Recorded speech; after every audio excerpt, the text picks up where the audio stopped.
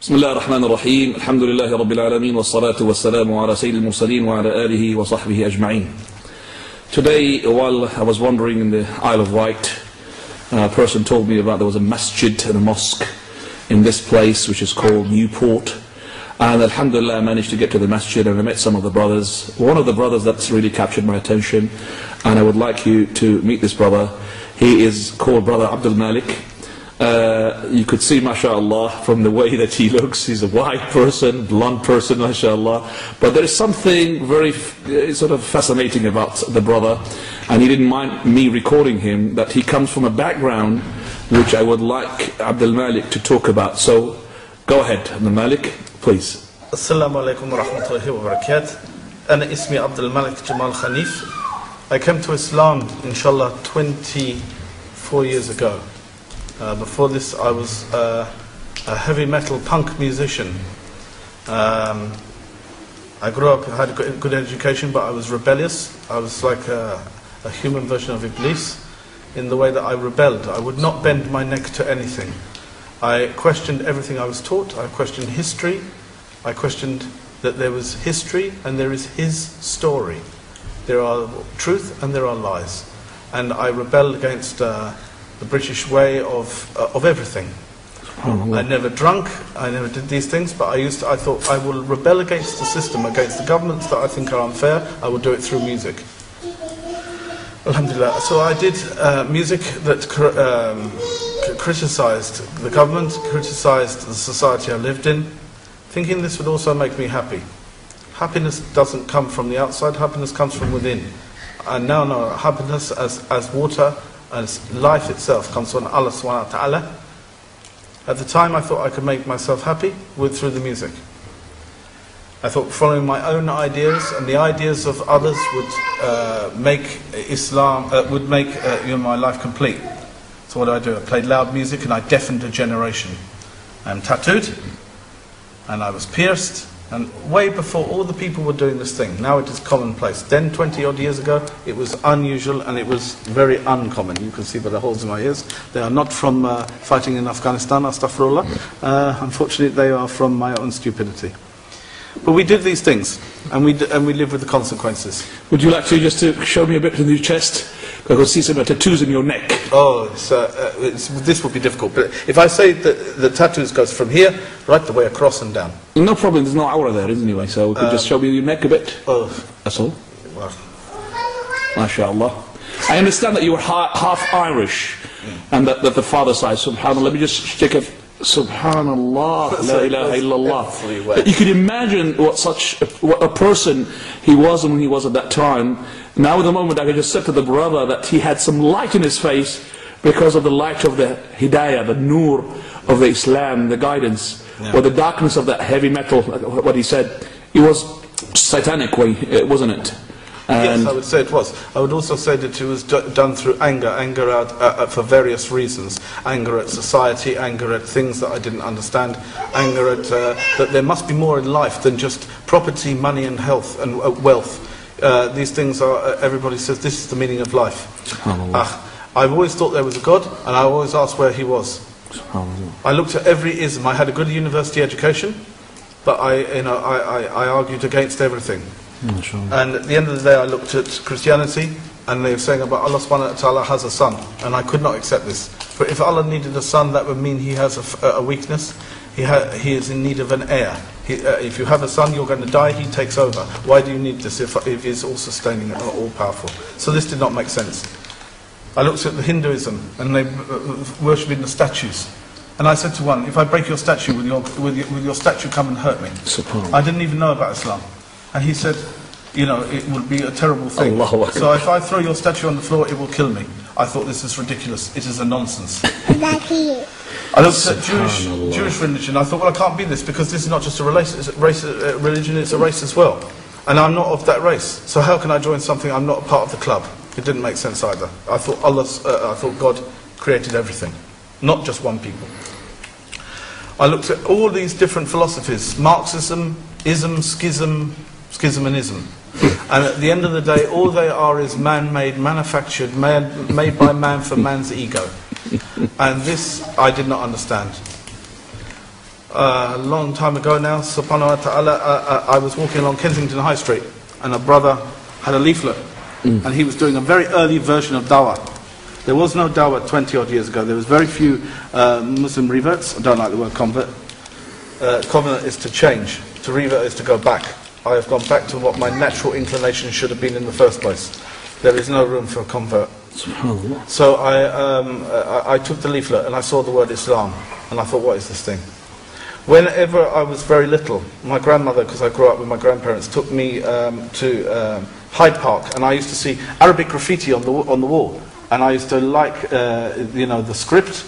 I used to like and I used to wish I could understand what it said. Somewhere deep down inside, that must have stayed with me, because when I got this leaflet and it said Islam on it, I wanted to check this out.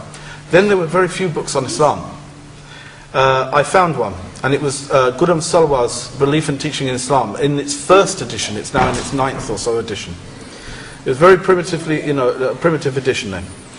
And I read it, and alhamdulillah, I saw the script again, and I thought, so it's this religion that has this script that spoke to me from a young child. That I thought, what is this thing?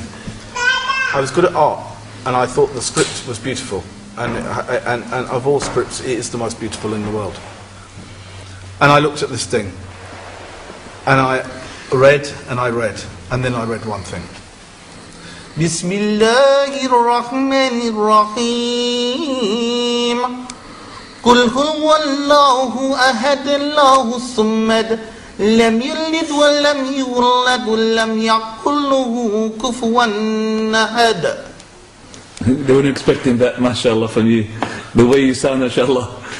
Mashallah, tabarakallah, tabarakallah. This changed my life. Yeah, subhanallah. And you know the meaning of it, mashallah. To say that Allah is one. Yes. To say that anything that has a creator is a creation has to have a creator. You don't have multiple creators for something. If you have an architect, you have multiple architects. They all have infighting. They all fall apart. Excellent. You have to have unity, ikhlas. That's right. To say Allah is one, the absolute. He has to be absolute. If there's not absolution, if there's not completeness, then he is partial. If he is partial, he is not the Lord of all. So he cannot be the Lord Creator. He begets none. Of course, we are his creation, separate from him. Intact as a creation, but separate in our creation.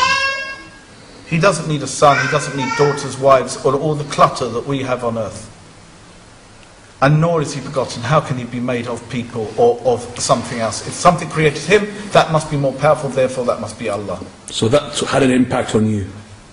And like unto him, there is nothing. This is what had the impact. Right. Because to say, unlike unto him, in the whole universe, nothing in the whole of everything, we can only see as far as our galaxy with a Hubble telescope, we can see Crab Nebula or whatever.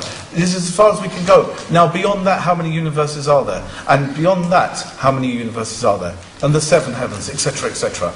If there is nothing within the light years and thousands of millions of light years, there is nothing equal to him, and there is nothing like him, then he is Lord of all. And if he is Lord of all, then what am I doing standing on my feet? I must be on my face. Because he put me here, therefore should be gratitude. How did you embrace the show? Am I going to just to cut it short because of that? 10 minutes is going to finish. Very quickly. How did you embrace, when you took the shahada, did you go to a masjid or? There was nobody around to ask. I didn't want to ask a lot of the brothers in the street because there was people walking around. Then there was no converts, there was no literature of Islam, there was no little dawah tables out with the take a leaflet brother, there was nothing.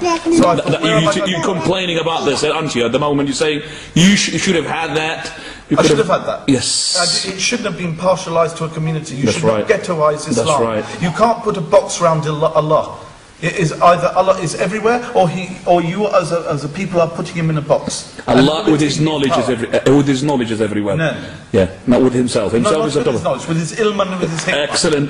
You're talking about religion. You can't box religion, Islam, and it's a box. It has to be for everybody. Humans put boundaries. There is no boundaries. There's no boundaries, of course. And so therefore, when I looked at this thing, I thought, well, where am I going to go?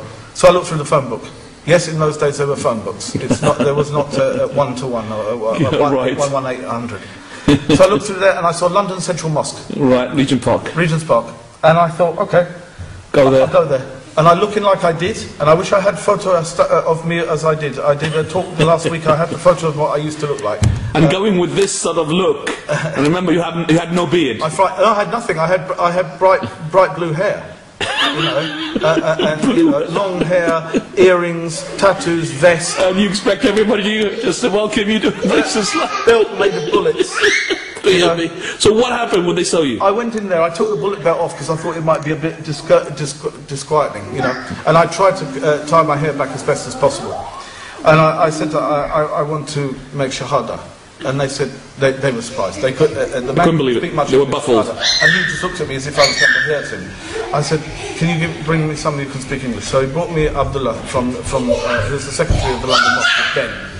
The one from Saudi Arabia, isn't he? La, he's from Musab, Egypt. Oh, right, in Misr. And he said, you know, what do you understand about Islam? So I told him all I've read. And I'm an avid reader, so I read and read. And I read... so he was surprised? He was surprised then. And he said, okay, I think you understand, but you know you can't look like you do. I said, I don't want to look like I do, it's just that's all I have at the moment. I can change that, but I need to change my heart first. That's right, very good. And you took it from there? I took my shahada. When was that? When the day, please, if you remember the date, year? 1986, MashaAllah. February the 4th. Abdul Malik, I have to really at the moment just to well, sort of stop here and say to you, Jazakallah khairan for this commentary and this you know, sort of short biography of your life. I would have liked it to be a bit longer, but remember that we have to go at the moment. I've got a family. I'm in the Isle of Wight today, and I'm really sort of very happy to meet the brothers here, especially yourself. And definitely, inshallah, maybe we'll have a go at, we'll see each other tonight as well. Maybe As one final thing, go on. This is quite an interesting little twist. The Cat Stevens, who also became Muslim at that time, I was named after one of his songs with my original name. My original name was Matthew. I was named after Cat Stevens' song, and I ended up teaching with him at Regent's Park. He taught the adults, I taught the children. When I learnt to write Arabic, I was teaching the Arabic to the small children. So how things come around, Allah has a wonderful plan, inshallah.